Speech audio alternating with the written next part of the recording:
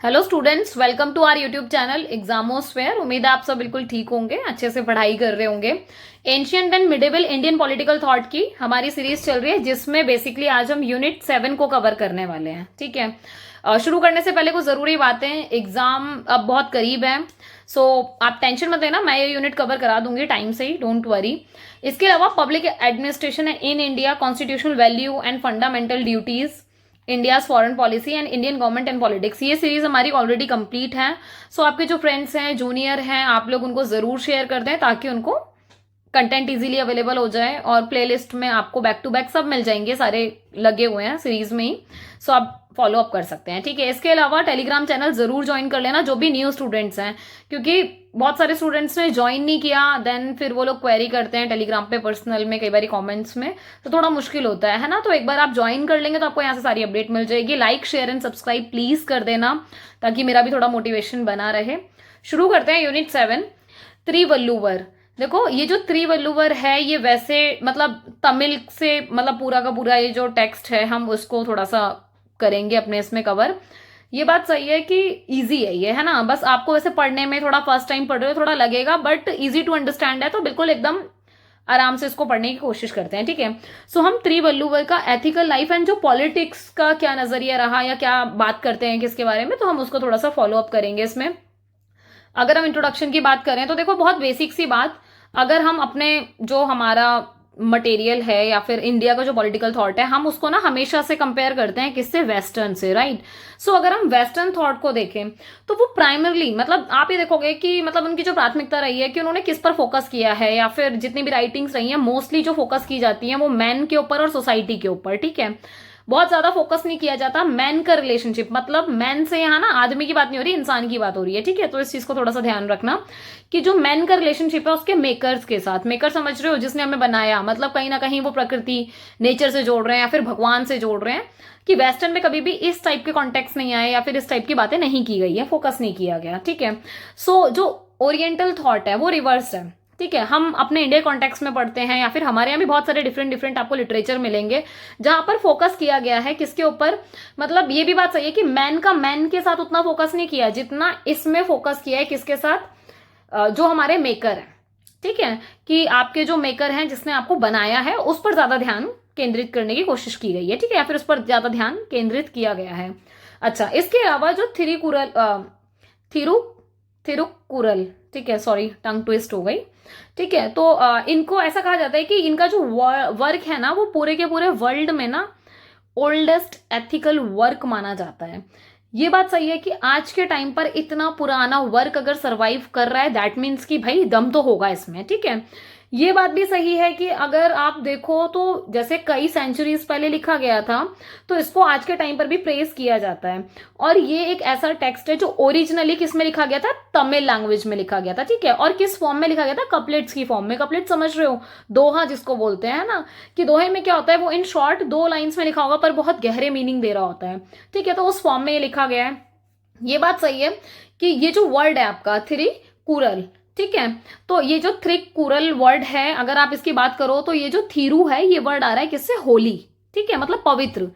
अच्छा, और जो कुरल है इसका मेन होता है एनीथिंग शॉर्ट, मतलब जो भी शॉर्ट में लिखा गया हो। तभी मैंने कहा ना कपलेट्स में लिखा गया, दैट मीन्स कि ये 2 आपके क्या हैं, मतलब अगर आप मेजरली देखो तो 2 लाइन्स में आपके दोहा खत्म हो जाता है, 2 से 3 लाइन में मैक्सिमम, राइट। सो अगर 2 लाइन में या 4 लाइन में अगर हम दोहा लिख रहे हैं तो इन शॉर्ट बहुत गहरे वर्ड, बहुत पवित्र वर्ड्स लिखे गए होते हैं उसमें। ठीक है, तो उसकी बात की गई है। जो वल्लुवर हैं, मतलब जिनको बहुत ज्यादा क्रेडिट जाता है इन सारी चीजों का, ये बात सही है कि उन्होंने बहुत यूनिक तरीके से इसको डेवलप किया है। और ये भी कहा जाता है कि उनको बहुत मास्टरी थी इस चीज की, और ज्यादा जो फोकस किया गया किस चीज के ऊपर, कि जो ग्रेट टेंशन मानी जाती है किस चीज के बीच में, मैटर एंड फॉर्म्स। मैटर समझ रहे हो ना, जितनी भी जो हमारी मटेरियलिस्टिक चीजें हैं उसको फॉलो अप करने की कोशिश कर रहे हैं फॉर्म्स के साथ। और ये बात सही है कि टाइम के हिसाब से क्या होता है, ये मीनिंग जो है जैसे इंगेज होता है, तो आप ये देखोगे कि ये सारी चीजें ना वर्बल एक्सरसाइज फॉर्म में फोकस की गई है, वर्बल मतलब बोलकर। ठीक है, अच्छा, इसके अलावा मेजर जो चीज है, जो कपलेट्स हैं, उसमें अगर आप ज्यादातर देखोगे ना तो 4 गोल्स, मतलब जैसे आप इंडिया के कॉन्टेक्स्ट में देखोगे तो जितने भी इंडिया के लोग हैं, चाहे आप नॉर्थ में चले जाओ चाहे आप साउथ में, मेजरली कुछ चीजें हर जगह सेम फॉलो अप होती है, बस उनके मतलब सेम होंगे, कॉन्टेक्स्ट सेम होगा, बस बोलने का तरीका अलग हो सकता है या फिर वो वर्ड या लैंग्वेज का थोड़ा सा फेर आ जाता है, जैसे आप यहाँ पर इस चीज को रियलाइज करोगे। तो हम जो बेसिक चीजें हमने अपने इतने टेक्स्ट कवर किया तो हमें समझ में आया, हमने धर्म, अर्थ, काम, मोक्ष, हमने इनके बारे में पढ़ा है। जैसा यहाँ आप इस इमेज में भी देख सकते हो, ठीक है। धर्म, अर्थ, काम, मोक्ष। धर्म से राइटिशियसनेस, अर्थ से मनी की बात हो गई, ठीक है। काम से किसकी बात हो गई, डिजायर की, ठीक है। एंड मोक्ष से किसकी बात हो गई, लिबरेशन की। हमने ये सारी पहले भी अपने चैप्टर्स में पढ़ी हैं ये बातें, तो हमारे लिए नई नहीं है। पर नई क्या चीज है वो देखो, तमिल। तमिल में भी इन्हीं चीजों की बात की गई है, इस टेक्स्ट में भी इसी चीज की बात की गई है, पर तरीका थोड़ा सा अलग है ना, या फिर अलग लैंग्वेज है तो थोड़ा सा वर्ड्स का फेर है। तो मैं एक रिक्वेस्ट करूंगी या फिर एडवाइस दूंगी, आप लोग अपने आंसर में ये जो 4 वर्ड्स हैं इनको जरूर यूज करके आना, क्योंकि ये जो टेक्स्ट है तमिल का है, तो डेफिनेटली हम वो वर्ड तो यूज करें ना एटलीस्ट, कि धर्म, अर्थ, काम, मोक्ष, इनको ही उन्होंने यूज किया है, बट लैंग्वेज अलग है। तो तमिल में क्या बोला गया है इनको, अरम, ठीक है, पोरुल, इनबम और वीडू, ये 4 वर्ड्स हैं, हिंदी में आपको यहां मिल जाएंगे, तो आप इनको जरूर से याद कर लेना। बहुत इजी है, नॉर्मल 1-2 बारी आप मतलब रोट करोगे तो रोट लर्निंग के थ्रू याद हो जाएगा, कोई इशू नहीं है, ठीक है। अच्छा, इसको इंटरप्रेट किया जाता है किससे, सेंसुअलिटी, कि आपके जो सेंसेस हैं उनकी बात हो रही है, मटेरियल प्रोस्पेरिटी की बात हो रही है, ठीक है, कहीं ना कहीं कि आप जो भी अपनी मटेरियलिस्टिक चीजें पूरी करते हो, भौतिक समृद्धि, है ना। इसके अलावा अपराइट लाइफ, ईमानदार जीवन की। एंड नेक्स्ट है freedom from the cycle of birth, मतलब वही मोक्ष की बात हो रही है, लिबरेशन की बात हो रही है, ठीक है। मतलब इंग्लिश में उसको डेथ बोल दिया गया है। ये बात सही है कि ये जो थिरुकुरल है ये बेसिकली 3 जो शुरू के ऑब्जेक्टिव है उनको फोकस करता है। वो ये कहते हैं चौथे को ना हमें फोकस करने की जरूरत नहीं है, वो ऐसा एज्यूम करते हैं कि वो तो ऑटोमेटिक ही आप अटेन कर लोगे, ठीक है। तो इस चीज के बारे में बोला गया। इसके अलावा ये पिन पॉइंट करते हैं सोर्स ऑफ इंटरपर्सनल डिस्कॉर्ड के बारे में। कहने का मतलब ये ऐसे कहते हैं कि इंटरपर्सनल डिस्कॉर्ड्स होते हैं, मतलब कुछ कुछ ऐसे कॉन्फ्लिक्ट्स, कुछ कुछ कलह हमेशा आपको मिलेंगे। आप किसी भी टेक्स्ट में चले जाओ, कोई टेक्स्ट एकदम प्योर नहीं होता, कोई ना कोई क्रिटिसाइज कर रहा होगा उन बातों को। इसके अलावा इसमें ये बात भी कही है कि इन्होंने बात की है एक ना आपका है कोड ऑफ कंडक्ट की, कि ऐसी आचार संहिता तैयार करने की बात की गई है कि जिसमें क्या है कि प्रमोट किया जाए क्या, हार्मनी को। हार्मनी किस किस के बीच में, मतलब वो ये कह रहे हैं कि सद्भाव का बढ़ावा दिया जाए विद इन और विदाउट द पर्सन, मतलब कि चाहे लोगों के बीच की बात हो रही हो या बिना लोगों के भी समाज की बात हो रही हो, क्योंकि आप पर्टिकुलर लोग की बात नहीं कर रहे हैं ना, पूरे इन्वायरमेंट को लेकर चल रहे हो उसमें। तो ये बात कर रहे हैं कि जहां पर आप चाहे लोगों को काउंट करो या ना करो, पर इन्वायरमेंट ऐसा होना चाहिए जहां पर हार्मनी स्टैब्लिश हो या फिर उसको लेकर काम किया जाए। इसके अलावा यहाँ पर फोकस किया गया इमोशनल रिपल इफेक्ट पर, मतलब ह्यूमन जो बिहेवियर है, देखो इंसान के जितने भी रिलेशनशिप होते हैं उसमें कहीं ना कहीं क्या चीज सबसे ज्यादा मैटर करती है, इमोशनल, है ना। जो इमोशनल इफेक्ट होता है वो बहुत ज्यादा मैटर करता है यहाँ पर। इसके अलावा इन्होंने ये भी बात की कि जो जैसे आप रिलेशनशिप की बात करते हो, जैसे वही बेटा और फादर का रिलेशन होता है, ठीक है, हस्बैंड वाइफ का रिलेशन होता है, सिटीजन का अपनी गवर्नमेंट के साथ होता है, सोल का भगवान के साथ होता है। तो इन सारी चीजों पर भी फोकस किया गया है या फिर इनको ध्यान में रखकर टेक्स्ट को जनरेट किया गया है, लिखा गया है। इसके अलावा जो मेन चीज है जो आप अपने आंसर में जरूर से मेंशन करेंगे, बहुत फिल्टर करके कंटेंट दिया है, बहुत मेहनत लगी है इस पे, तो आप लोग मतलब बिल्कुल बेफिक्र होके ना, मतलब बहुत सारे स्टूडेंट्स को ऐसा लगता है कि शुरू की जो 2 सीरीज मतलब 2 चैप्टर थे उनकी थोड़ी सीरीज लंबी थी, क्योंकि ये शॉर्ट में है तो ये शॉर्ट में कवर हो सकता है, और इतना शॉर्ट नहीं होता, बहुत फिल्टर करके कंटेंट है, तो आप ट्रस्ट करके आराम से इसको प्रिपेयर करो, अच्छे मार्क्स आएंगे, डोंट वरी, ठीक है। सो ये जो बना था इसमें 1330 कुरल्स हैं, ठीक है, और इसके अलावा 133 चैप्टर्स हैं, तो 133 चैप्टर हो गए और 1330 क्या हो गए, कुरल हो गए, जो इसको मतलब डिवाइड किया गया है, ठीक है। अच्छा, इसके अलावा और क्या है इसके अंदर, और क्या है, जैसे पोरुल की मतलब, पोरुल का मतलब क्या है, मटेरियल थिंग्स की बात हो रही है, ठीक है। पाल की बात हो रही है, मतलब डिवीजन की बात कर रहे हैं, ठीक है। और बेसिकली वही 3 जो गोल्स हैं आपकी लाइफ के उनको रिलेट कर रहे हैं ये, पॉलिटिक्स, इकोनॉमिक्स एंड एडमिनिस्ट्रेशन, क्योंकि ये तीनों चीजें हमेशा क्या होंगी, किसी भी समाज में एग्जिस्ट कर रही होंगी। तो और इन्होंने क्या कहा, ये तीनों की तीनों चीजें क्या है, आपस में इंटरकनेक्टेड है, मतलब ये इस तरीके से इंटरकनेक्टेड है एक दूसरे से, समझ पा रहे हो, तो सब आपस में गुथे हुए हैं। अच्छा, इसके अलावा यहां पर बात की गई, जैसे क्वेश्चन की बात करते हैं कि भाई मतलब क्या क्वेश्चन है, बहुत सारे राइटर्स थिंकर्स इस बात को उठाते हैं कि ये लिखा कब गया होगा ये टेक्स्ट, है ना, तो उसके ऊपर बहुत प्रश्न उठता है।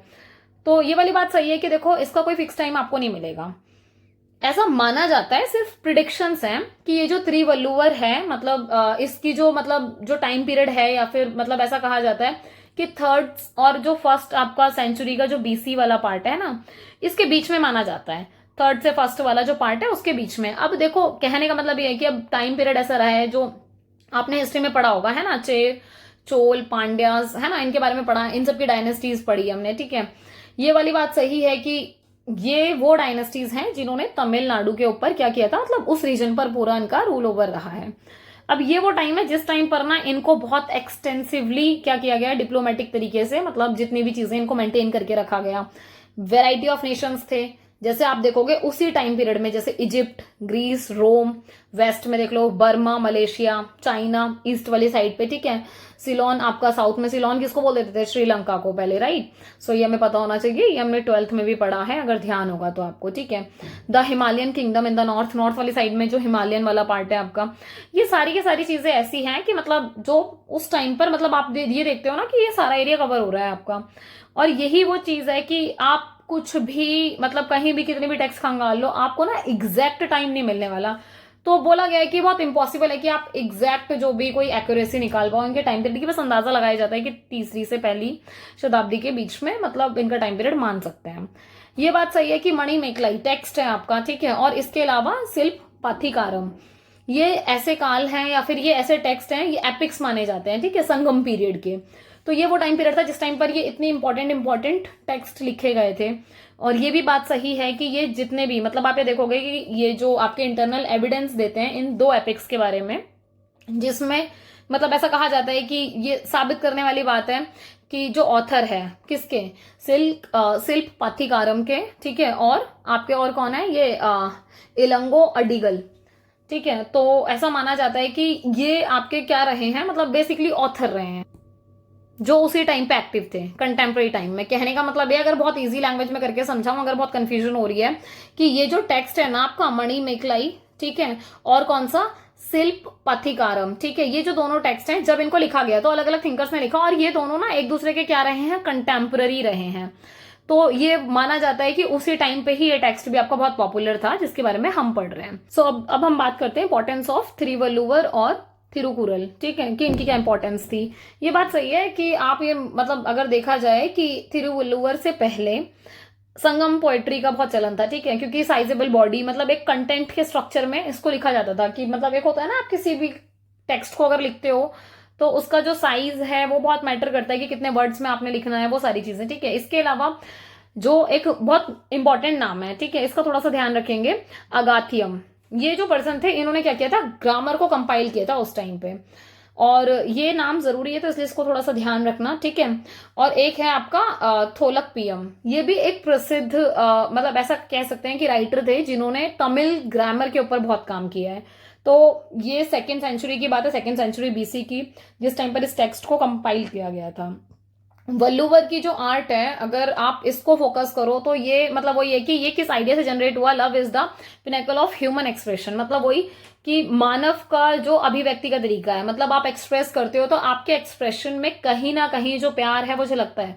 तो मतलब इस चीज को थोड़ा सा फोकस किया गया इसमें। इसके अलावा यहाँ बात की गई कि जो ह्यूमन की लाइफ है ना, वो परस्यू करती है, क्योंकि हम सब किस चीज के लिए, मतलब हाईएस्ट जो ह्यूमनली पॉसिबल वर्चू है वो क्या है, लव। क्योंकि हम सबकी लाइफ में अगर प्यार ना हो, प्यार इन द सेंस आप समझ पा रहे हो कि वो हर चीज से, चाहे आप अर्थ की बात कर रहे हो, काम की बात कर रहे हो, मोक्ष की बात कर रहे हो, मतलब हमने वो चारों टर्म्स पढ़े, हम उसकी बात कर रहे हैं उस कॉन्टेक्स्ट में, ठीक है। तो चाहे आप लाइफ में बात कर रहे हो अपनी फैमिली को लेकर, अपने रिलेशंस को लेकर, या फिर यहाँ बात हो रही है पैसों को लेकर, मतलब हर एक कॉन्टेक्स्ट में, या प्रकृति के प्रति अपना प्रेम लगाव दिखा रहे हो, तो इन्होंने सबकी बात करी कि ह्यूमन का जो हाईएस्ट पॉसिबल वर्चू होता है वो यही है, और इसी के लिए मतलब कहीं ना कहीं हम सब सर्वाइवल कर रहे हैं, ठीक है। अकॉर्डिंग टू वल्लुवर, उन्होंने कहा कि ये जो लव है ना, act of love must be unprompted and unmotivated by the hope of receiving compensation in the afterlife. देखो बहुत इजी लैंग्वेज में अगर समझा जाए इसको, ये जो वर्ड है ना लव, वो इसको बहुत ज्यादा फोकस कर रहे हैं। वो ये कह रहे हैं कि ये जो लव है, इसका काम ही या फिर इसका जो एक्ट है वो इतना इंपॉर्टेंट है कि ये ना मतलब लाइफ से परे है, मतलब आपके मृत्यु के बाद भी आप जिस प्रेम भाव से रहे हो उस चीज को याद किया जाएगा या उस चीज को ध्यान में रखा जाएगा। तभी इन्होंने क्या किया कि आपने देखा ना शुरू में इन्होंने किस चीज पर फोकस किया, मैन टू मैन थ्योरी पर नहीं, मैन के साथ जो आपका क्रिएचर है, जिन्होंने आपको बनाया, जो मेकर है, उनको फोकस आप मतलब ये फोकस कर रहे हैं, ठीक है। अच्छा, इसके अलावा और क्या हो रहा है, इन्होंने डिक्लेयर किया बहुत कॉन्फिडेंस के साथ कि बाय बर्थ, जन्म से ही हर इंसान, मतलब all mans are equal, mans वही मतलब मिस इंटरप्रेट नहीं करेंगे हम यहाँ पर, तो बहुत समझदार है मेरे स्टूडेंट्स, इतना मुझे पता है, बट स्टिल कई बार कंफ्यूजन हो जाती है, इसलिए बता रही हूँ। मैन से यहाँ वो मत समझना कि ओनली पुरुष की बात हो रही है, here we are talking about both, ठीक है। बस वो एक लिखने का तरीका है कि हाँ भाई उन्होंने उस तरीके से लिखा है अपने राइटिंग्स में कि सभी इंसान जो हैं इक्वल हैं। ठीक है, ये वाली बात सही है कि देखो अंतर हम सब में मिलेगा कहीं ना कहीं, और इसी वजह से क्या होता है कि जो आपका वर्थ है वो थोड़ा सा अनइक्वल हो जाता है। पैदा हम सब एक साथ सेम तरीके से हुए हैं, ठीक है, ये बात सही है कि हम सबका जो फिजिकल अपीयरेंस है वो सबकी सेम है कि हाँ भाई दो पैर आपके पास है, दो पैर मेरे पास है, दो पैर सभी के पास है, सिंपल सी बात है, राइट। पर जब आपके एक्शंस होते हैं वो डिफरेंट होते हैं, आप कुछ और एक्शन कर रहे हो, मैं कुछ और कर रही हूँ, आपके साथ वाले कुछ और कर रहे हो, तो हम सबका वर्थ अलग अलग है। और वर्थ अलग होने का मतलब यही है कि फिर वो अनइक्वालिटी आ जाती है। तो ये अनइक्वालिटी वो वाली अनइक्वालिटी नहीं है जो हम बाय बर्थ बना लेते हैं, राइट। तो यहाँ उसकी बात हुई है। इसके अलावा इन्होंने ये भी कहा है, मतलब जो मेजर चीज है, बहुत सारे डिफरेंट डिफरेंट जो रिलीजन के फॉलोअर्स हैं उन्होंने भी ये जो थिरुवल्लुवर है मतलब इनके कॉन्सेप्ट को फॉलो करना शुरू कर दिया कि हाँ यही बात तो हमारे धर्म में भी कही जाती है इस तरीके से। अच्छा, अब हम जब बात करें थिरुवल्लुवर की तो इनके बारे में जैसे पढ़कर एक पर्सनालिटी बनती है, ठीक है। तो एक पर्सनालिटी क्या है, देखो आपको कोई ऐसा डॉक्यूमेंट नहीं मिलेगा, कोई ऐसा डॉक्यूमेंट एग्जिस्ट नहीं कर रहा है जहां पर इनकी पर्सनालिटी के बारे में बहुत डिटेल में बताया गया है। बहुत सारी स्टोरीज हैं जिनके बारे में हमने पढ़ा है, इनके पास डाउन के बाद भी हमने पढ़ा उनके बारे में, बहुत सारी जनरेशन वाइज, मतलब आप देखो कि सेंचुरी कितनी सारी कितनी पुरानी सेंचुरी में लिखा गया था और आज तक भी अगर ये रेलिवेंट है या फिर एग्जिस्टेंस में हम इसको पढ़ रहे हैं, दैट मीन्स कि कुछ तो सही बात होंगी इसमें, राइट। तो ये वाली बात है कि यहाँ पर ये बात करें कि कुछ इंटरनल एविडेंस मिलते हैं आपको उनके काम के।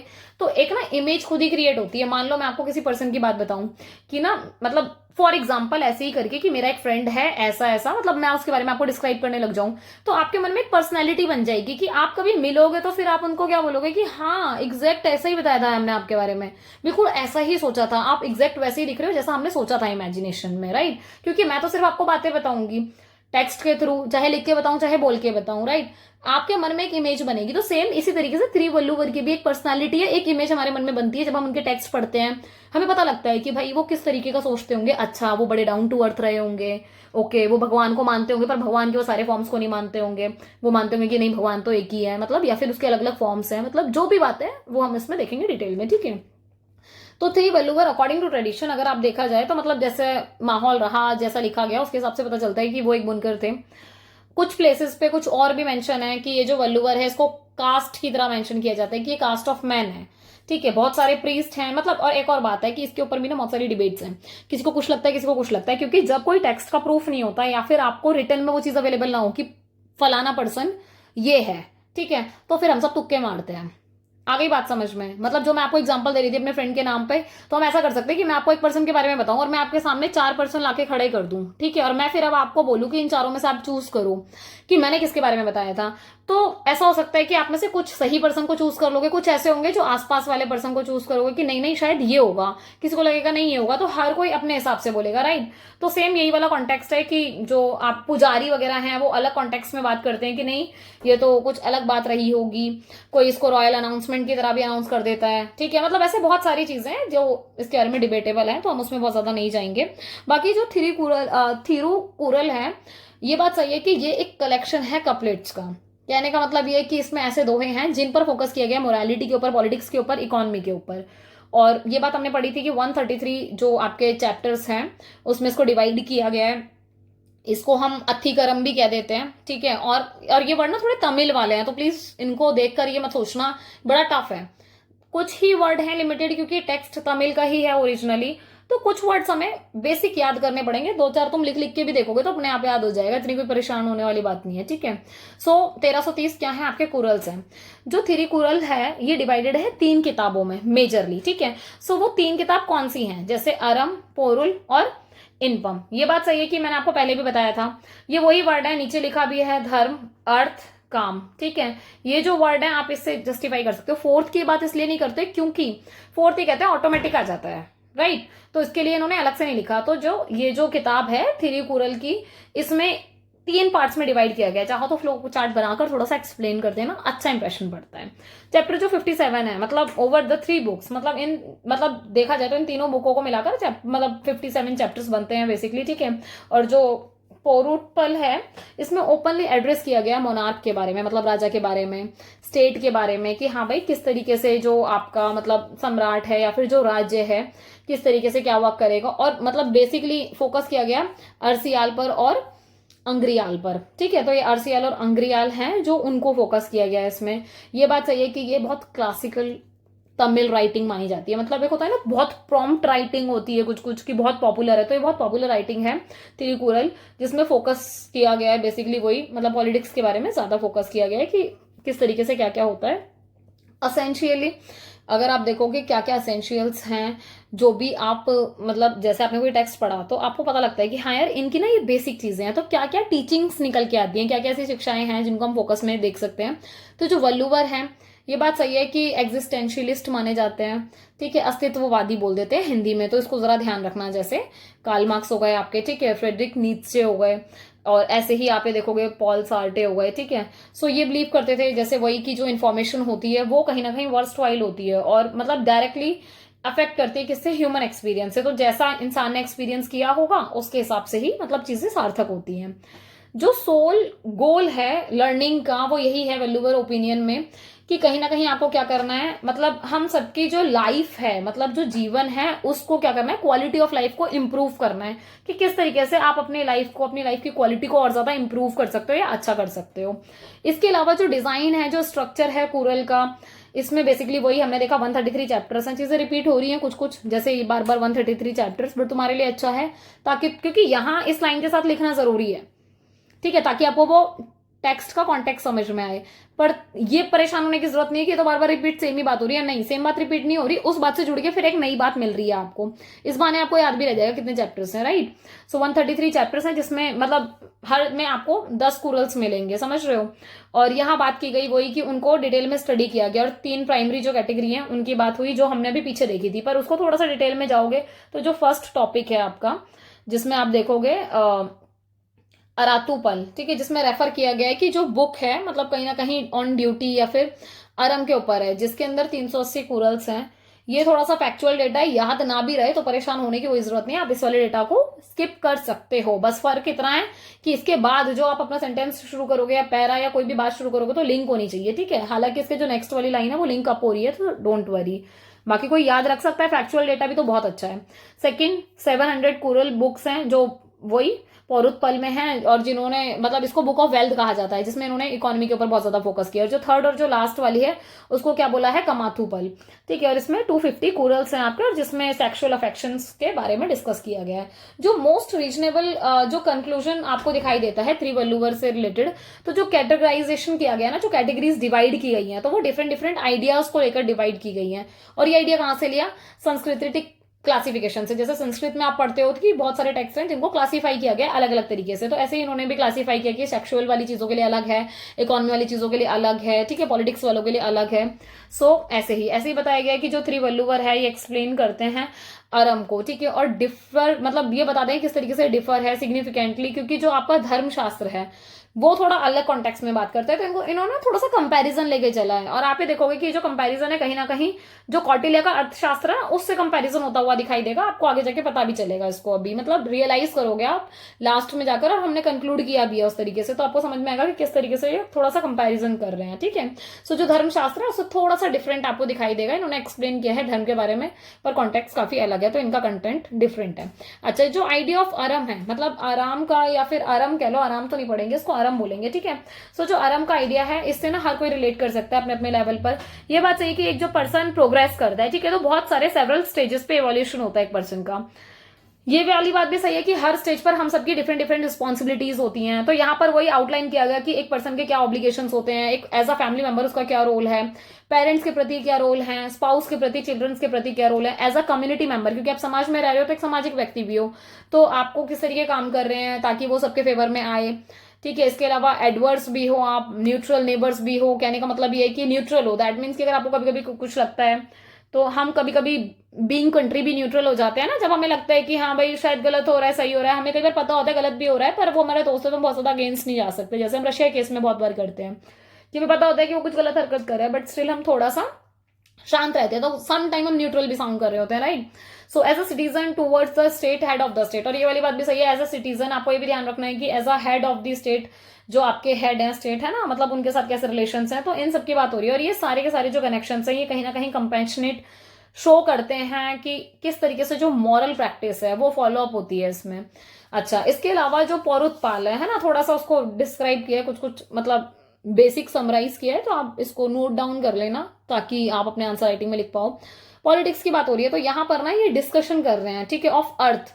अब ये जो बात हो रही है सेकंड बुक की बात हो रही है, ठीक है, इसमें 6 कंपोनेंट्स की बात की गई कि एक किंगडम के अंदर 6 कंपोनेंट्स हैं जिसको मेंशन किया गया कि किंग जो है गुड होना चाहिए, फेयर होना चाहिए, इम्पार्शियल होना चाहिए, मतलब पक्ष ना ले किसी का भी, मतलब कि फेयर हो, ठीक है, और अच्छा अच्छा राजा हो। और 3 मेन वाइसेस की बात हुई कि जो मोनार्क है, आप ये देखोगे कि उनकी जो मेन चीज है ना, मतलब जिसकी तरफ वो देखते हैं कि हाँ भाई क्या दोष है, क्योंकि अच्छाई की बात हो गई, ठीक है, क्या दोष हो सकते हैं, तो वही कि भाई कंजूस ना हो, राजा घमंडी ना हो, ठीक है, कामू कामू कता समझते हो ना, मतलब कि एक तरीके से जो काम चोरी कर रहा है बेसिकली, राइट, तो मतलब ऐसा ना हो, या फिर सेंसुअलिटी, कहने का मतलब है कि इतना सेंस हो कि कहाँ क्या डिसीजन लेना है, वो सारी चीजें होनी चाहिए।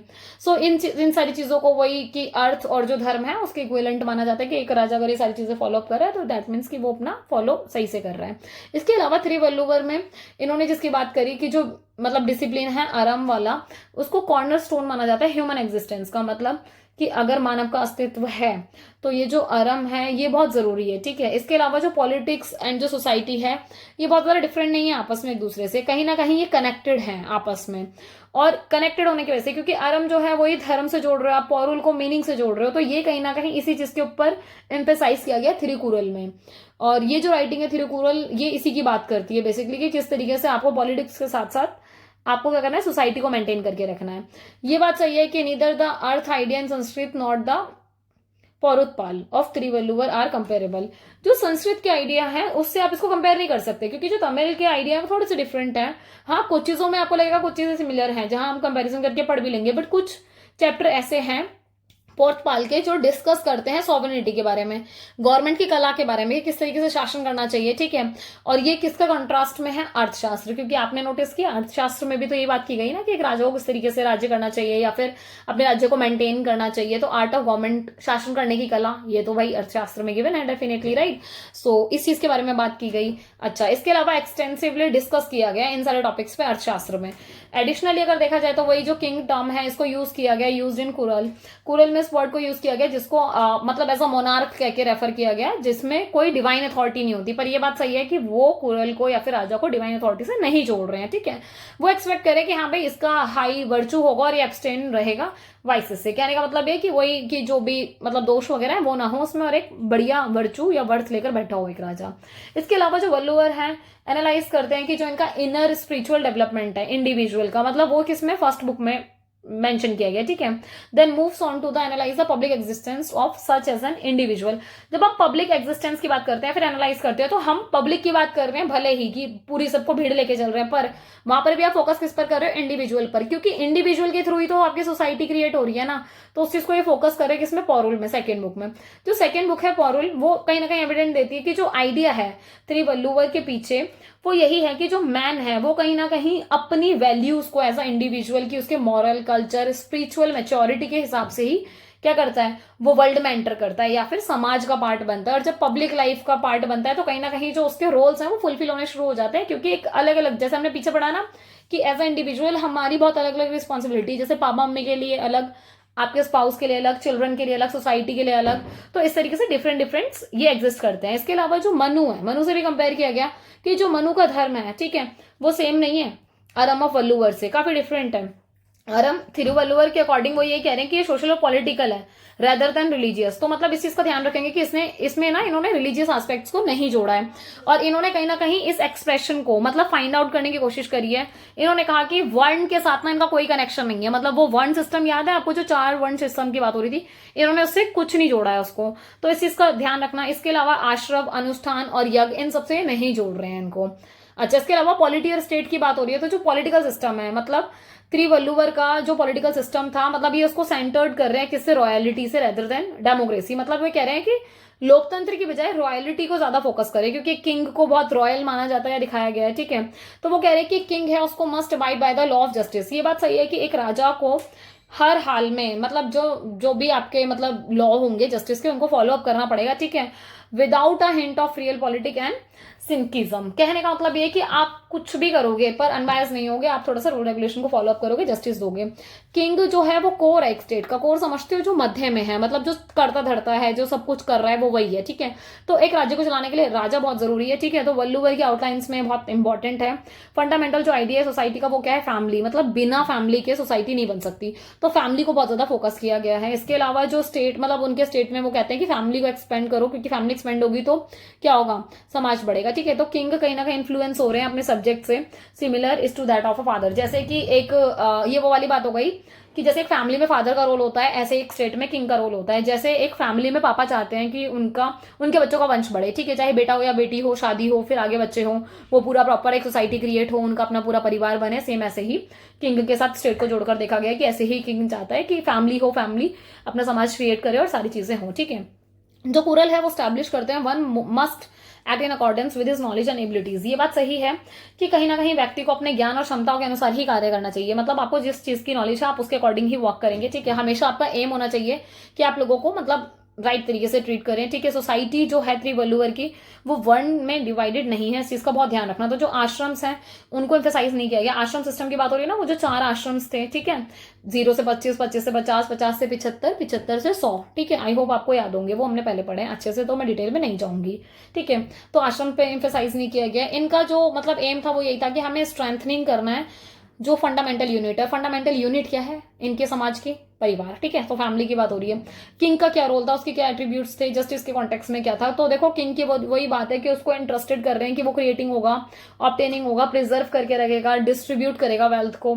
किंग जो है उसे एक्सपेक्टेड किया जाएगा कि उसके पास एक बढ़िया आर्मी हो, उसके सब्जेक्ट्स बहुत बढ़िया हो, फूड मिनिस्टर्स, एलाइज, फोर्ट्स, इन सब का वो बहुत ध्यान रखें, इन सारे टास्क को वो प्रॉपर वर्क करें, ठीक है। और ये कहीं ना कहीं जैसे आप ये देखोगे इन सब की बात ना हम किससे कंपेयर कर सकते हैं, जो अर्थशास्त्र में सप्तांग थ्योरी है कौटिल्य की, राइट। सो कुछ कुछ ऐसा दिखाई पड़ती हैं कुछ चीजें इसमें। त्रिवल्लुवर ने पोर्ट्रेस किया या फिर एक पिक्चर की बात करी कि जो एक नेशन है, मतलब अगर आप एक नेशन को पिक्चराइज करो तो क्या क्या कैरेक्टरिस्टिक्स दिखती हैं। तो वही कि law and order follow up होना चाहिए, ठीक है, फेयरनेस हो हर तरीके से, हर जगह एम्फेसाइज किया गया कि एक जस्ट गवर्नमेंट होनी चाहिए। मतलब जो किंग है, जो राजा है, वो जस्ट गवर्नमेंट के थ्रू काम करे कि जो सबको न्याय दे, किसी के साथ कुछ गलत ना हो, कुछ गड़बड़ ना हो, प्रॉपर इन्वेस्टिगेशन हो जहां जरूरत है, जस्टिस मिले लोगों को, और जो पनिशमेंट है वो प्रॉपर मिले। मतलब ऐसा ना हो कि भेदभाव हो रहा है, ठीक है। नेक्स्ट है कंपेयर किया गया एविल के साथ, ठीक है, कि जो भी दुष्ट हैं, जो या फिर जो भी रिप्रेसिव मोनार्क हैं, वो कहीं ना कहीं मतलब हत्यारे के समान माना गया, किलर के थ्रू, है ना। क्योंकि उसको फोरकास्ट किया गया कि जो स्टेट की वेल्थ है अगर वो डिप्लीट हो रही है ना, तो मान लो कि किंग जो है बहुत ब्रूटल है, या फिर कहीं ना कहीं मतलब अगर ऐसा किंग होगा जहां पर जिसके राज्य में मतलब वेल्थ डिप्लीट हो रही है, तो दैट मीन्स कि वो राज्य सर्वाइव कर ही नहीं पाएगा, ठीक है। त्रिवल्लुवर ने मतलब इन्विजन किया किंग के ऊपर और स्टेट के ऊपर। उन्होंने कहा कि भाई इनका स्ट्रक्चर जो है पूरा ऑर्गेनाइज होना चाहिए जहां पर जस्ट लॉ फॉलो हो। हाईलाइट किया गया जस्टिस को कि जस्टिस जो है फंडामेंटल टेनेंट है गवर्नमेंट का। मतलब आपकी अगर सरकार अच्छी है तो वो जरूर से अपने नागरिकों को क्या करेगी, न्याय देगी, ठीक है। और ये सेंस है कहीं ना कहीं कि किंग का जो फंक्शन है वो यही है कि वो सोशल प्लानर बने, मतलब कि वो अपने समाज में पूरा प्लानिंग के साथ कार्य करेगा, ठीक है। इसके अलावा king need to read various scholarly books. ये बात सही है कि किंग को टाइम टाइम पर अपनी नॉलेज बढ़ाने के लिए मतलब किताबें पढ़ती रहनी चाहिए, ताकि एक होता है ना, या फिर एक होता है कि अगर जरूरत पड़ रही है तो अपने यहाँ जो विद्वान है उनको अच्छी अच्छी पुस्तकें अवेलेबल कराए। और वो वाइज होना चाहिए, इंटेलिजेंट होना चाहिए, ऑनेस्ट होना चाहिए, ताकि उसका वर्चू मतलब और ज्यादा अच्छे से वर्क कर पाए। और मोनार्क की वही जो नीड है सेल्फ कंट्रोल की, वो प्रायोरिटी होनी चाहिए कि वो सबका ध्यान रखे। ऐसा ना हो कि अपनी लालसा पूरी करने के चक्कर में औरों का काम ना करे, अपने आप को पीछे छोड़ दो। मतलब आपको अपने लिए नहीं, आपको जनता के लिए कार्य करना है, ठीक है। तो यहाँ उसकी बात हो रही है। इसके अलावा जो मोनार्क है उसको अंडरस्टैंड करना चाहिए कि किस तरीके से अपने किंगडम के रिसोर्सेज को एक्सपेंड कर सके, जो भी अपना धन है उसको किस तरीके से स्ट्रेंथनिंग कर सके, बढ़ा सके, प्रोटेक्ट करना अपने वेल्थ को, क्योंकि प्रोटेक्ट करना जरूरी है, ठीक है। तो ये सारी चीजें की, और उनको बहुत तरीके से यूज करना विवेकपूर्ण। और ये अर्ज है कि स्टेट की कि उसको बैलेंस करना है जस्टिस को मर्सी के साथ। कहने का मतलब ये कि जरूरी है कि आप मतलब जहां जरूरत है वहां मर्सी करोगे, मतलब वहां थोड़ी सी दया दिखाओगे, अदरवाइज मतलब बहुत ज्यादा नहीं। क्योंकि दया दिखाने के चक्कर में आप कभी कभी अपना नुकसान कर लोगे। तो आपको इस चीज को बहुत करना है कि जो टेरराइज है द पॉपुलेस, मतलब कहने का मतलब समझ रहे हो ना, कि न्याय को संतुलित करने के लिए जो लोग गड़बड़ कर रहे हैं भाई उनको बाहर करो, सिंपल, या पनिशमेंट दो। तो इसमें मतलब कहा भी गया है, he says raise to the rod high but let it fall gently upon the criminal. अच्छा, मैं इस लाइन को पढ़ नहीं रही हूँ क्योंकि और टाइम जाएगा। आई जस्ट वॉन्ट कि आपको क्वालिटी वाली चीजें जाएं, मतलब ऑब्वियसली ये भी क्वालिटी का पार्ट है, बट ये मतलब ऐसे थॉट है, लाइनिंग है, तो आप इसको रीड कर सकते हो रोक के आराम से, ठीक है। मैं इसका मतलब समझा देती हूँ आपको। कॉन्टेक्स्ट यही है, ये जो लाइन है इसमें, जैसे हमने ये कहावत सुनी भी होगी कि मतलब बहुत पॉपुलर सी है कि मतलब डंडा भी उठा लिया और आवाज भी नहीं आई, मतलब वही कि छड़ी को उठाओ पर आवाज भी ना आए, मतलब इस तरीके से मारो। तो यहाँ वही कहा गया कि जो ऐसे लोग हैं जो आपको लगता है आपके समाज में गड़बड़ कर रहे हैं, तो बहुत ज्यादा शोर शराबा नहीं करना उसके बारे में, मतलब उनको आराम से शांति से निकाल दो बाहर, है ना, कि डंडा भी उठाया आपने पर आवाज भी नहीं आई, ज्यादा लोगों को पता भी नहीं चला, आपने उनको गायब करा दिया, ताकि इन्वायरमेंट आपका क्या करे, सस्टेन रहे।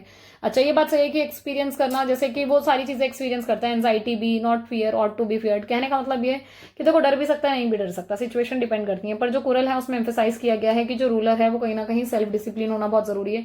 जो गोल्डन रूल है मोनार्क का वो यही है कि वो सेल्फ डिसिप्लिन हो, मतलब आप खुद रूल्स रेगुलेशन को फॉलो कर रहे हो, ठीक है। अच्छा, दूसरी बात क्या है, if king corrects his own error the populace will do the same. कहने का मतलब ये कि अगर ऐसा लगता है कि आपको कि जो किंग है वो अपनी गलतियों को अगर कभी सुधारता है, उसको लगता है कि हाँ भाई मुझसे कभी गलती हुई, क्योंकि इंसान ही है, ह्यूमन एरर हमेशा एग्जिस्ट करता है, राइट। तो जो पॉपुलेशन, जो जनता है वो भी इस चीज को सुधारेगी या विलिंग रहेगी हमेशा ऐसा करने को, क्योंकि जो रिस्पॉन्सिबिलिटी है वो यही है कि वो डिफेंड करे अपने सिटीजन्स को, और ये उसका मोस्ट सिग्निफिकेंट ऑब्लिगेशन होना चाहिए, सबसे महत्वपूर्ण दायित्व है कि भाई कुछ भी हो जाएगा मैं अपनी जनता का हमेशा ध्यान रखूंगा, ठीक। अब बात हो रही है administrators of the kingdom and their attributes की। अब देखो ये बात सही है कि एक किसी भी स्टेट को मैनेज करने के लिए मोनार्क को किसकी जरूरत है, एडवाइजर्स की, सोल्जर्स की, ठीक है, और अथॉरिटीज की भी जरूरत है। जो थ्री वल्लुवर है इसमें इन सब के बारे में बहुत बोला गया, इनकी रिस्पॉन्सिबिलिटीज, इनके जो कैरेक्टरिस्टिक्स हैं, जो भी फंक्शनरीज हैं, उनको बहुत फोकस करके मतलब इस टेक्स्ट को जनरेट किया गया है। ये बात सही है कि यहाँ बोला गया कि जो किंग है मतलब उनके जो भी अपॉइंटीज हैं, मतलब जिनको भी वो अपॉइंट कर रहे हैं उन पर बहुत ज्यादा ट्रस्ट होना चाहिए। और ये वाली बात सही है कि जब आप उनको मतलब क्या करोगे, अपॉइंट करोगे, तो आप अपॉइंट ही तब करोगे जब आपका पूरा फेथ आ जाएगा उनके ऊपर, ठीक है। और जब आप उनको अपॉइंट कर दोगे तो फिर आपको टेंशन फ्री होने की जरूरत है, फिर आप मतलब उसको क्लोजली मतलब वॉच करने की जरूरत नहीं है कि आप बार बार उसको चेक कर रहे हो बीच बीच में, ऐसा इन्होंने कहा कि जरूरत नहीं है, ठीक है। और ये बात सही है कि वो ये कहते हैं कि they should not only be yes man but also incisive critic who are not scare to voice their opinion. कहने का मतलब ये कि अगर मान लो कि किसी अधिकारी को ऐसा लगता है कि कोई दिक्कत है या फिर शायद कोई चीज गलत हो रही है, तो वो अपना ओपिनियन रख सकता है, जरूरी नहीं है कि हाँ में हाँ ही मिलाना है, वही पुरुष है या फिर वही इंसान बढ़िया, नहीं, ऐसा कुछ नहीं है। दे आर टॉकिंग अबाउट कि मेजर जो बात है वो क्या हो रही है कि हाँ हमें ओपिनियन रखने की फ्रीडम है कि आप अपनी ओपिनियन रख सकते हो, ठीक है। जो भी एंटीसिपेट्स हैं उनके मिनिस्टर्स वगैरह हैं वो पूरे नॉलेजेबल होने चाहिए, फोकस्ड होने चाहिए, और इतना होने चाहिए कि वो टाइमली काउंसिल कर पाए, प्रैग्मेटिक अप्रोच को यूज कर पाए, जो प्रैक्टिकल अप्रोच हो, ठीक है। ऐसा ना हो ना कि मतलब टाइम आने पर छुप छुप आ जाए या भाग जाए या डर जाए, ऐसा ना हो, है ना। तो इन सब चीजों का ध्यान रखना चाहिए। जो एडमिनिस्ट्रेशन है मेंटेन करे, जो अपना स्टाफ है, ठीक है, और मतलब जो भी डिप्लोमेटिक मिशंस हैं उनको फॉलो अप करे। त्रिवल्लुवर ने रिकमेंड किया है कि जो मोनार्क है उसको अपने एम्बेसडर्स को हमेशा ध्यान रखना चाहिए ताकि वो इन चीज़ों को फॉलो अप कर पाए, कि जो फ्रेंडलीनेस है, ब्रीडिंग है, लॉयलिटी है, इंटेलिजेंस, सोशल एबिलिटी, ठीक है, ब्रेवरी, परसुएसिव, स्कॉलरशिप एंड सेगिसिटी। कहने का मतलब ये है कि ये सारी के सारे ऐसे मतलब कैरेक्टरिस्टिक्स हैं जो एक एडमिनिस्ट्रेशन को मेंटेन करने के लिए बहुत ज्यादा जरूरी है, और इसी की वजह से आपके रिलेशन बिल्ड होंगे ना अदर कंट्री के साथ या फिर आपके नेबर्स के साथ, तो इन चीजों का बहुत ध्यान रखना जरूरी है। त्रिवल्लुवर एंटिसिपेट करते हैं कि मतलब वो कहते हैं कि जो स्पाई हैं आप उनको जरूर यूज करें, मतलब जासूसों को, ठीक है, लोकल लेवल पर भी और इंटरनेशनल ऑपरेशंस के लिए भी, क्योंकि ये कहीं ना कहीं वो कह रहे हैं कि ये शुड बी बियॉन्ड होने चाहिए। मतलब एक होता है ना कि इतने ज्यादा मतलब कि आप इनको क्वेश्चन ना करो, मतलब इतने बोल्ड हो, इतने ट्रस्ट वर्थी और इतने क्लोज हो कि आपने जो बोल दिया उनके बाद मतलब एज अ किंग भी आपको लगे भाई उसने बोल दिया ना, वो मेरा जासूस इतना पक्का है, उसे जो बोल दिया तो उसने सही ही बोला है, ठीक है, तो आपको डाउट की कोई गुंजाइश ना रहे, ठीक है। और ये बात सही है कि ये कहीं ना कहीं सेकंड सोर्स ऑफ कॉन्फर्मेशन की बात करते हैं, ठीक है, कि वो ये कहते हैं कि मतलब अगर बाई चांस आपको लगता है कि अगर आपको उनकी सत्यता की बात है तो आप कभी कभी इंश्योर कर सकते हैं, ठीक है, जरूरत के हिसाब से, बट नॉट ऑलवेज। अच्छा, इसके अलावा ये भी बहुत क्रूशियल है कि जो स्पाइज हैं वो स्ट्रेंजर्स होने चाहिए एक दूसरे से। कहने का मतलब है कि जब कोई काम कर रहा है, मान लो आप भी एज अ जासूस काम कर रहे हो, मैं भी, तो हम दोनों को भी ना पता हो कि आप जासूस हो या मैं जासूस हूं, समझ पा रहे हो, तो मतलब इस लेवल का होना चाहिए, ठीक है। और वो इंस्ट्रक्ट करते हैं कि किंग को कभी कभी भी पब्लिकली ऑनर नहीं देना चाहिए, मतलब जो भी स्पाई का काम कर रहा है, जो भी जासूस का काम कर रहा है, उसको उसकी आइडेंटिटी को हमेशा आपको प्रोटेक्ट करके रखना है। ये बिल्कुल ऐसी बात है जैसे आपको अगर मैं बहुत नॉर्मल लैंग्वेज में भी समझाऊं, जैसे आप ये देखोगे कि हर कंट्री के अपने स्पाइज होते हैं, ठीक है, जैसे हमारे भी हैं, एज इंडियन आर्मी के लिए लोग काम करते हैं, ठीक है। पर यह बात सही होती है कि अगर कोई स्पाई पकड़ा जाता है किसी अदर कंट्री में, तो हमारी कंट्री कभी भी उसको आइडेंटिफाई नहीं करेगी, या फिर कभी ये नहीं कहेगी कि हाँ भाई मतलब हमने इसको एज अ जासूस रखा था, या फिर वो बंदा कभी हाँ नहीं करेगा। वो पकड़ा गया अपने काम के हिसाब से, जो भी है ये हमें हैंड ओवर करें ना करें कोई वो नहीं है, मतलब आप ना मांग नहीं सकते उस चीज को। तो इस चीज का थोड़ा सा रिजिडिटी होती है, पर कहीं ना कहीं ये भी देशभक्ति है या फिर ये भी जरूरी होता है, तो लोग करते हैं और करना भी चाहिए, क्योंकि इसी की वजह से हमें मतलब इंटेल मिलती है और बहुत सारे मतलब हमारे ऑपरेशंस चलते हैं, हमारी सेफ्टी की प्रायोरिटी के लिए सारी चीजें जरूरी है, ठीक है। सो ये एक एग्जांपल ये था ताकि आप रिलेट कर पाओ। अच्छा, इसके अलावा मतलब ये बात सही है कि there can not be a king without his courtiers. कहने का मतलब ये है कि दरबारियों के बिना, है ना, जो भी मतलब आपके दरबारी हैं उनके बिना कभी किंग तो अकेला वर्क नहीं कर सकता, तो डेफिनेटली मतलब वो तो आपके हमेशा होंगे ही होंगे साथ में। अच्छा, इसके अलावा और ये किसकी बात कर रहे हैं, मतलब मेजरली देखा जाए तो जो त्रिवुलवर्स हैं, मतलब इन्होंने कुछ वाइज वर्ड्स की बात करी कि ये कहते हैं कि जो भी आपके कोर्ट्रियर्स होते हैं, है ना, मतलब उनको किस तरीके से एक्ट करना चाहिए उसके बारे में इन्होंने बात की। इन्होंने ये भी कहा कि भाई वो किंग का बहुत ज्यादा करीबी भी ना हो, बहुत ज्यादा दूर मतलब बहुत ज्यादा दूर का भी ना हो, ठीक है।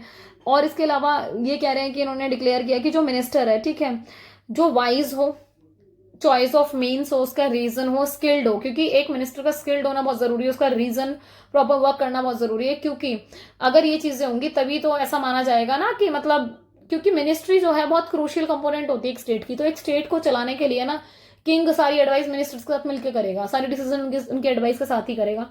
तो इनका स्किल्ड होना, इनका रीजनेबल होना, इनका जस्टिसेबल होना बहुत ज्यादा जरूरी हो जाता है।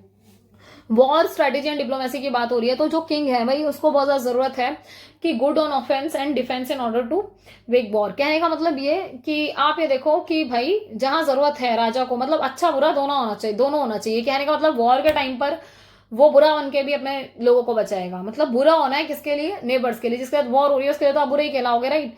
सो मतलब ऑफेंस और डिफेंस इन दोनों की क्वालिटी एक राजा के अंदर होनी चाहिए, ठीक है। जो फोर्ट हैं आपके, जो किले हैं, वो प्रॉपर मतलब ऐसे होने चाहिए कि आप डिफेंस कर पाओ उनको, ठीक है। ये बात सही है कि क्लियर स्ट्रीम होनी चाहिए, मतलब इतनी ऊंची ऊंची दीवारें हों, उनकी मोटी मोटी वॉल्स हों, ठीक है, थिक वॉल होनी चाहिए, टॉल होनी चाहिए, इतना स्पेस होना चाहिए, या मतलब हिल्स और डेंस मतलब डेंस वुड्स होना चाहिए, कि ताकि एक होता है ना स्पाई करने के लिए जगह बनी रहे, कि आप क्लियर स्ट्रीमिंग कर सको कि भाई कहीं से कुछ मतलब बाहरी आक्रमण तो नहीं हो रहा है, या फिर आप अपने एक होता है ना अपनी सेफ्टी के लिए पूरा नजरबंदी रख सको। तो इन सब के लिए बहुत जरूरी है कि आप इस तरीके का फोर्ट बिल्ड करो जिसमें सारी की सारी फैसिलिटी हो। सक्सेसफुल आर्मी होनी बहुत ज्यादा जरूरी है, ठीक है। एडवर्सरीज होने जरूरी है, क्योंकि जो आपको एडवाइस देंगे आपके स्ट्रैटेजीज के लिए, ठीक है। डिसर्शन, डिसअफेक्शन, और ये देखो ये सारी की सारी जो चीजें हैं, कहीं ना कहीं वो ये कह रहे हैं कि सक्सेसफुल फोर्स के लिए जरूरी नहीं है कि ये सारी की सारी चीजें मतलब हो। ये बात सही है कि अगर आपको सक्सेसफुल होना है तो आपको फिर इन सारी चीजों का कोई स्थान नहीं है, मतलब आप कभी इस चीज का ध्यान नहीं रखोगे कि मतलब आपका मतलब डिसअफेक्शन वाली बात हो गई, डिसर्शन वाली बात हो गई, ठीक है। और मतलब ये जो भी है आपका निगार्डलीनेस वगैरह, ठीक है। तो इन सब चीजों की बात हो रही है। इसके अलावा वो कह रहे हैं कि जो किंग की आर्मी है, ठीक है, वो ब्रेव होनी चाहिए, ठीक है, पोलाइट वॉरियर होने चाहिए, और आप हमेशा इस चीज का ध्यान रखोगे एज अ किंग कि आप उनको हमेशा मतलब इतना वेल्थ अच्छे से दो ताकि वो भी अपना मोटिवेशन के साथ काम कर पाए, ठीक है। उन्होंने बहुत सारी सेवरल क्वालिटीज के बारे में बात करी कि एक वॉरियर के बारे में जो होनी चाहिए, इम्यून टू करप्शन, मतलब वो ये कह रहे हैं कि भाई कुछ भी हो जाए करप्शन मुक्त होना चाहिए, ठीक है। दूसरी बात ये कि वो ये कह रहे हैं कि ऐसा ना हो कि आपको कभी बार्गेनिंग करनी पड़ जाए तो वो लोग बार्गेनिंग में बिक जाएं, ऐसा बिल्कुल नहीं होना चाहिए। तो इस चीज के ऊपर आपको थोड़ा काबू पाना है, ठीक है। यूनाइट होना चाहिए, और जो मौत का डर है, डेथ का डर है, उससे थोड़ा सा मतलब ऐसा हो कि भाई कोई डर नहीं है, हम अपने देश के लिए जान भी दे देंगे, कोई दिक्कत नहीं है, ठीक है। दे ऑट टू बी करेजियसनेस, कहने का मतलब ये कि करेज हो, ऑनरेबल हो, अनवेवरिंग हो, क्योंकि ये वो वाली सारी चीजें हैं कि एक सैनिक में होनी बहुत ज्यादा जरूरी है, ये मेन वर्चू है, क्योंकि जो ब्रेवरी है वही उसको मतलब एक सैनिक बनाएगी। जो फर्स्ट स्टेप है मतलब वो ये कह रहे हैं कि जो मतलब दुश्मन को हराने में जो जो फर्स्ट सबसे पहला स्टेप होता है, ठीक है, उसकी बात कर रहे हैं। तो वो ये कहते हैं कि आपको सबसे पहले वही कि उनकी अप्रोप्रिएट लोकेशन पता होनी चाहिए, क्योंकि आपके पास एक ऐसी सेफ लोकेशन हो जहां से आप क्या कर सको, वॉर वगैरह कर सको। तो वो सारी चीजें इन सबको उन्होंने हाईलाइट किया। इन्होंने कहा कि जो मैन है अगर वो फाइट कर रहा है, ठीक है, अपने नेटिव टेरिटरी से, तो मतलब कहीं ना कहीं इस चीज को मतलब ध्यान रखना पड़ेगा, क्योंकि ऐसे में ऐसा हो जाता है ना, हराना बहुत मुश्किल हो जाता है सामने वाले को। तो इन सब चीजों का बहुत ध्यान रखना पड़ेगा। वो इंस्ट्रक्ट करते हैं कि जो किंग है मतलब उनको ऐसी अपॉर्चुनिटी को, या फिर वो मतलब कोई अटैक को लॉन्च कर सके, या फिर ऐसी मतलब अपॉर्चुनिटी जिसका वो फायदा उठा सके, मैच्योरिटी के साथ, ठीक है। तो इस चीज को बहुत ध्यान रखना चाहिए।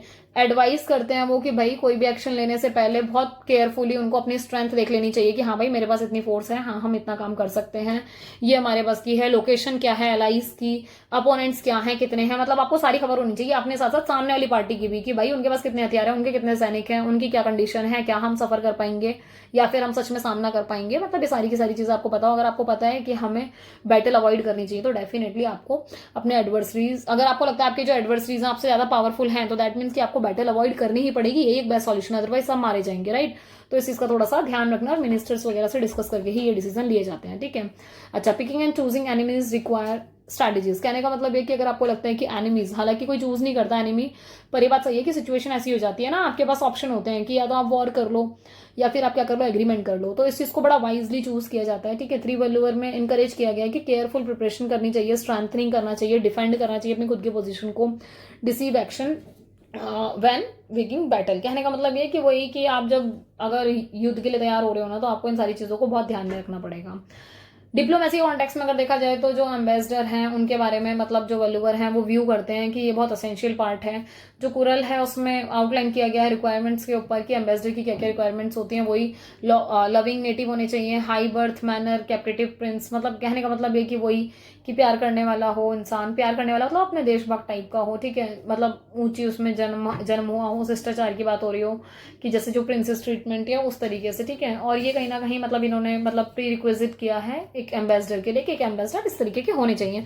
फोर्ट एंड फोर्टिफिकेशन की बात वैसे हो ही गई है, बट थोड़ा सा और यहाँ डिटेल में है कि फोर्ट की वही कि सारे वेपन और इक्विपमेंट आपके पास होने चाहिए, एक लड़ाई के टाइम पर जो होने चाहिए तो वो आपके पास मौजूद होने चाहिए, ठीक है। और ये वाली बात सही है कि ये बहुत क्रूशियल है कि आप पूरे वेल डिफेंस होने चाहिए। मतलब वो ये कह रहे हैं कि अगर मतलब ऐसा कहा जाता है कि मतलब इतना आपका जो गढ़ है या फिर आपका जो रीजन है वो इतना स्ट्रांग होना चाहिए कि कहीं भी हमला हो जाए, मतलब वो कह रहे हैं कि पैर की उंगली पर भी अगर हमला हो जाए ना तो हम तैयार हैं उसको भी जवाब देने को, समझ रहे हो। मतलब छोटी से छोटी जगह पर भी, पैर की उंगली से समझ रहे हो, पैर की उंगली छोटी छोटी होती है, तो फोर्ट में किसी छोटी सी जगह, मतलब ऐसी जगह, कोई छोटी सी जगह भी ना हो जहां से वो अटैक कर पाए और आपके पास वो जगह हो ताकि आप अटैक कर पाओ उन पे, कि आपकी छोटी सी चीज को भी अगर हमला किया जा रहा है तो आप भी दबा के जवाब दे पाओ, ठीक है।